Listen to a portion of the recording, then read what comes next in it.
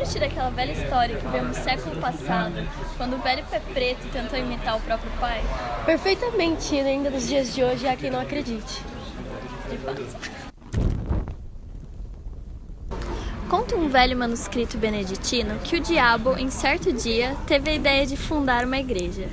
Embora seus lucros fossem contínuos e grandes, sentia-se humilhado com o papel avulso que exercia desde séculos. Sem organização, sem regras, sem canones, sem ritual, sem nada.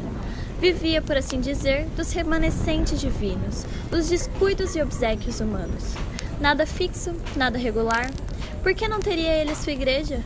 Uma igreja do diabo era um meio eficaz de combater as outras religiões e destruí-las de uma vez.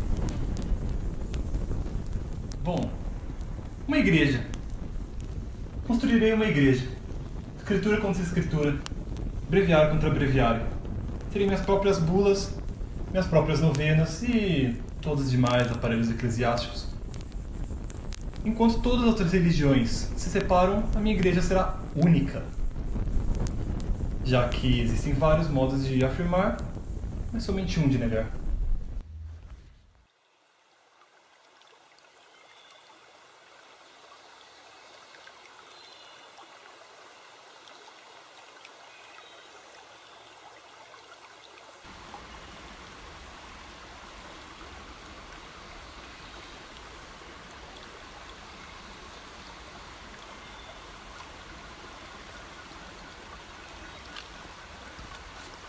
Que queres tu? Não venho pelo vosso servo Fausto, mas sim pelos Faustos dos séculos e dos séculos. Explica-te. A explicação é fácil. Pegue aquele velho, dele o melhor lugar. Mande que as mais afinadas cítaras e alaúdes toquem o coro divino. Sabes o que ele fez? Não importa o que ele fez, será um dos últimos que virá contigo. Não se tarda muito para que o céu se pareça com uma casa vazia. Eu abrirei uma estalagem muito mais em conta. Em outras palavras, abrirei uma igreja. Só vim lhe informar para que não me chame de dissimulado. Vieste dizê-lo, não legitimá-lo. Sim. Aliás, o amor próprio gosta de ouvir aplausos do mestre. Aplausos de um mestre vencido neste caso. Então, lançarei minha terra e lançarei a minha pedra fundamental. Vá. Queres o remate da obra? Não importas, não és necessário. Apenas diga-me, em sua desorganização, por que só agora resolveste fundar uma igreja? Tinha alguma ideia cruel no espírito, algum reparo picante no alforje de memória. Qualquer coisa que, nesse breve instante de eternidade, o fazia crer superior ao próprio Deus, mas recolheu o riso. Só agora percebi uma observação. Que as virtudes, filhas do céu, são como rainhas, cujos seus mantos de veludo terminam em franjas de algodão. Bom, proponho-me puxá-las por essas franjas. Então trazê-las para dentro da minha igreja. E de trás delas virão as de seda pura. Ah, velho retórico. Olhai bem. Todos os corpos que ajoelham-se aos vossos pés nos seus templos dos mundos trazem anquinhas das salas e das ruas. Bom, as pupilas cintilam entre o livro sagrado e o bigode do pecado. Mas não quero parecer que eu quero coisas miúdas. Não, não. Eu planejo negócios muito mais altos e... Tu és vulgar! E tudo que disse já foi dito antes, porque não tens originalidade para dizer algo novo. Não vês que minhas legiões se entediam com o que dizes? O próprio senhor que por aqui passastes estava enojado. Aliás, sabes o que ele fez? De fato que não. Depois de uma vida honesta, teve uma morte sublime. Quando em um naufrágio pôde salvar-se agarrando-se em uma tábua, cedeu-lhe para um casal jovem, salvando-lhe a vida. E isso com apenas o céu e o mar como testemunha. Cadê as franjas de algodão? Senhor, como já sabes, eu sou o espírito que nega. Negas esta morte? Nego tudo. A misantropia pode tomar forma de caridade às vezes, mas dar a vida aos outros para um misântropo é de aborrecê-los. Retórico sutil. Funda a tua igreja, chama todas as virtudes, convoca todos os homens. Mas vai! Vai!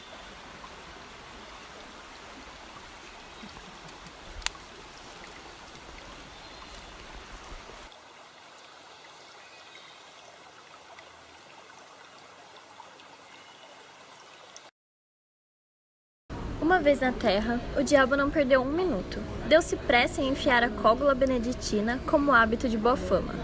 E entrou a espalhar uma doutrina nova e extraordinária, com uma voz que reboava nas entranhas do século. Ele prometia aos seus discípulos e fiéis as delícias da terra, todas as glórias, os deleites mais íntimos. Confessava que era o diabo, mas confessava-o para retificar a noção de que os homens tinham dele, e desmentir as histórias que a seu respeito contavam as velhas beatas.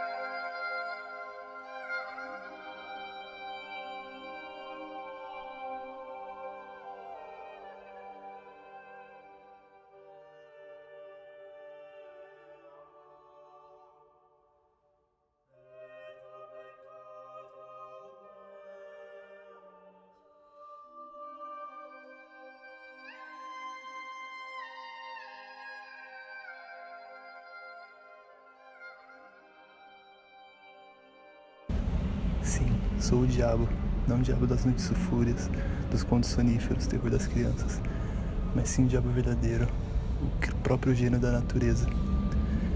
Sou o vosso próprio pai. Venha comigo e eu lhe darei tudo.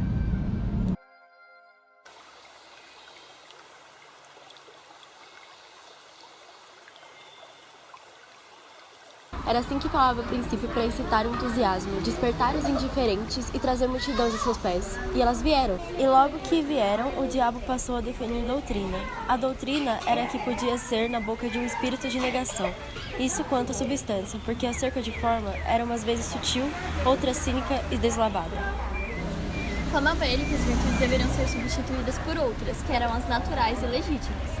A soberba, a luxúria, a preguiça, inclusive a avareza, seria a mãe da economia, só que diferente da mãe, mais magra. Mas ainda pondo de lado essas razões de ordem literária ou histórica para só mostrar o valor intrínseco daquela virtude, quem negaria que era muito melhor sentir na boca e no ventre os bons manjares, em grande cópia, do que os maus bocados ou a saliva do jejum?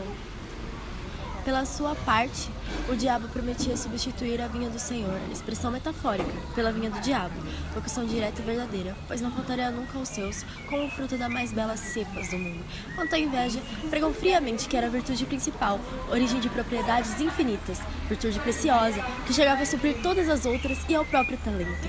As turbas corriam atrás deles entusiasmadas, o diabo incutia-lhes a grande golpe de eloquência, toda a nova ordem das coisas, trocando a noção delas, fazendo amar as perversas e detestar as sãs.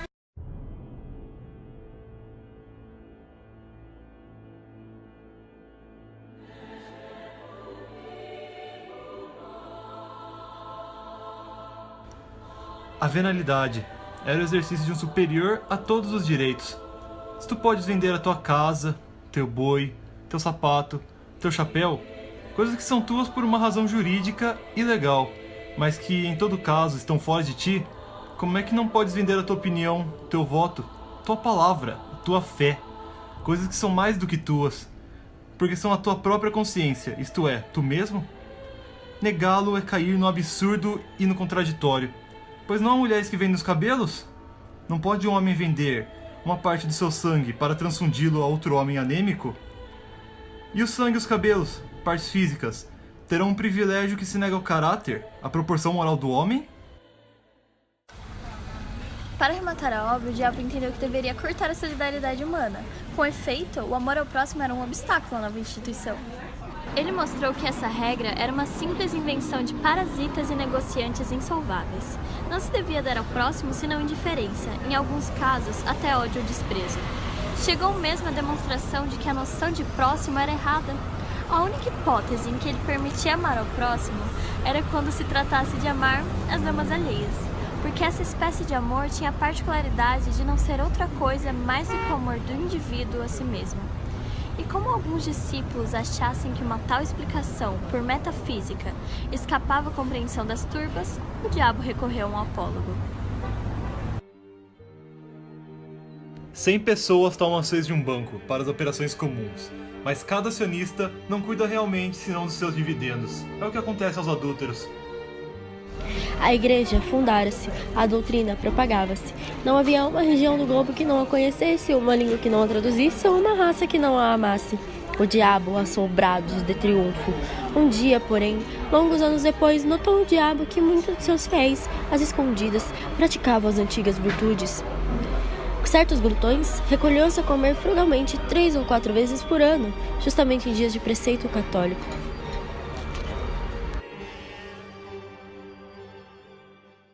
A descoberta assombrou o diabo. Meteu-se a conhecer mal mais diretamente e mal pôde crer em tamanha traição.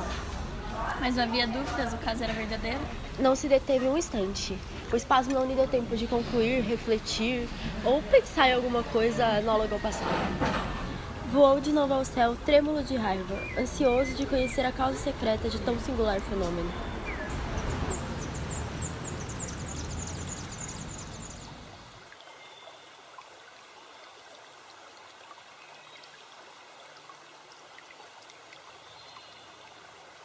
Deus ouviu com infinita complacência. Não o interrompeu, não o repreendeu, não triunfou sequer daquela agonia satânica.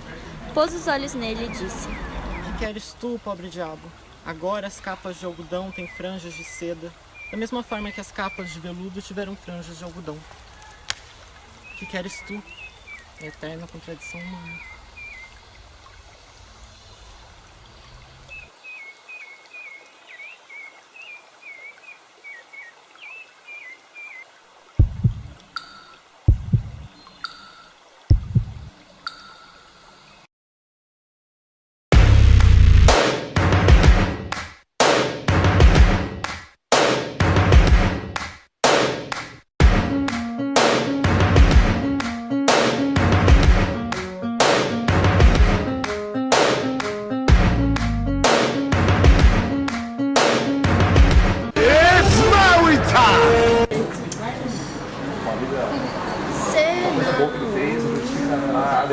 Pode ir na fé.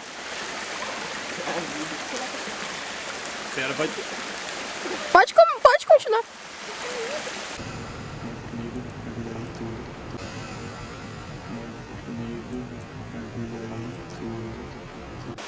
E o Davi falou: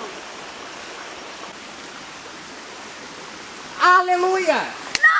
pode crer. Tô cansada de falar isso. Clamava ele que as virtudes deveriam ser... Clamava ele que as virtudes deveriam... Vai de novo. Clamava ele que as virtudes... Vai. Tá gravando já? Já. Porra, que rápido. Ah, seu fudido, você virou por quê? Pode voltar agora. Cancelar os caras. Olha a câmera da